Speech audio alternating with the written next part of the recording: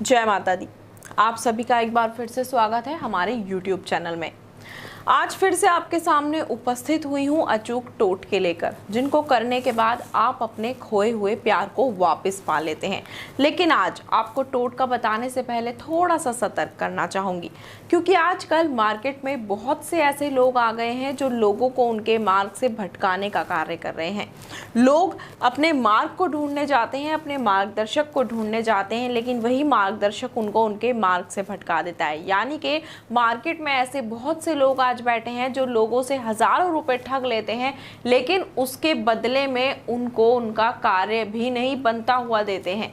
यानी कि पैसे ले लेते हैं और कार्य उनका बनता नहीं है और लोग निराश हो जाते हैं, हताश हो जाते हैं, क्योंकि एक तो पहले ही उनको अपने प्रेमी या प्रेमिका को पाना होता है या फिर कोई कार्य बनवाना होता है, ऊपर से उनकी जेब से पैसे चले जाते हैं, तो उसका भी दुख उनके लिए डबल दुख बनकर उनके सामने आ जाता है। अगर आपका भी सामना ऐसे लोगों से होता है तो आप ऐसे लोगों से बच कर रहें। ऐसे बहुत से लोग आजकल मार्केट में आ गए हैं, लेकिन यहाँ पर अगर आप कॉल करते हैं तो आपको पूरी गारंटी दी जाती है कि आपका कार्य पूर्ण रूप से जरूर सफल हो जाता है। आपका जो बिगड़ा हुआ कार्य है वो बन जाता है, प्रेमी प्रेमिका से मिल जाता है और प्रेमिका प्रेमी से मिल जाती है। तो चलिए, आज भी मैं आपको एक ऐसा अचूक टोटका बताती हूँ जिसको करने के बाद प्रेमी अपनी प्रेमिका को पा सकता है, चाहे वह स्त्री हो या पुरुष हो। जो भी जिसको अपने वश में करना चाहता है उसको अपने वश में कर सकता है। इस टोटके को करने के लिए आपको ज़्यादा सामग्रियों की आवश्यकता नहीं पड़ेगी। सामग्रियां बहुत आसान और सरल हैं जो घर में ही उपलब्ध हो जाती हैं। आपको करना क्या होगा आपको मैं बता देती हूँ। ये प्रचंड वशीकरण का टोटका है जिसको करने के बाद ज़रूर आपको फायदा होगा। ध्यान से सुनिएगा और ध्यान से कीजिएगा। आपको ज़रूरत होगी 3 नींबुओं की, यानी कि आपको 3 नींबू लेने हैं। उसके साथ ही आपको ज़रूरत होगी एक पीले रंग के वस्त्र की। साथ ही आपको आवश्यकता होगी सिंदूर की और मिश्री की, जो कि आपको बहुत आसानी से मिल जाएगी। इन चीज़ों के माध्यम से आपको ये वशीकरण करना है। आपको करना क्या है, मार्कर लेना है और जो नींबू हैं उनमें से एक नींबू पर लिखना है अपने प्रेमी या प्रेमिका का नाम, जिसको आप पाना चाहते हैं उसका नाम।